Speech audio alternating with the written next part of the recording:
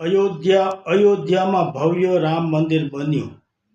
તે પછી લોકો કહેવા લાગ્યા કે જો રામ કો લાયે હે ઉસકો હમ લાયેંગે, જો રામ કો લાયે હે ઉસકો હમ લાયેંગે। આ સૂત્ર આવ્યું। આ પછી બીજું સૂત્ર આવ્યું, મેં ભી ચોકીદાર, મેં ભી ચોકીદાર। લોકો બધા પોતાને ચોકીદાર માનવા લાગ્યા, મેં ભી ચોકીદાર। તો પછી આટલા બધા ચોકીદારો હતા તો આ રામ મંદિરમાં કરોડો રૂપિયાની ચોરી કરી કોણ ગયું?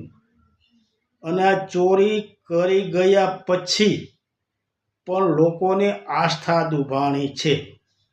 તેમાંના એક દાતા કે જેમણે પોતાની જમીન વેચીને 1 કરોડ રૂપિયા રામ મંદિરના દાનમાં આપ્યા, તેમને કેટલો આઘાત લાગ્યો હશે। તેઓ તો કહેતા હતા કે મેં આ રામ મંદિરમાં કરોડો રૂપિયા આપ્યા, તેમાં પણ ચોરી થઈ ગઈ।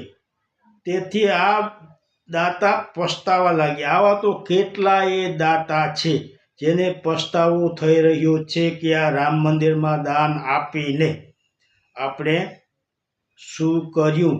કેમ કે આ ભવ્ય રામ મંદિરમાં ચોરી થાય, બીજે બધે તો આપણે જોઈએ કે ભાઈ ચોરી થાય ને ભ્રષ્ટાચાર થાય, પરંતુ આ રામ મંદિરમાં લોકોના આસ્થા સમાન રામ મંદિરમાં ચોરી, કેટલું વ્યાજબી? આના માટે દરેકને સજા થવી જ જોઈએ, તો જ આનો ઉકેલ લાવી શકાશે, લોકોને આસ્થા બંધાશે। બાકી લોકો આ રામ મંદિરમાં દાન આપતા અચકાશે। અને કહેવાય છે કે આ ચોરી થયા પછી રામ મંદિરની આવકમાં પણ ખાસો એવો ઘટાડો થયો છે, લોકો દાન આપતા ખચકાય છે।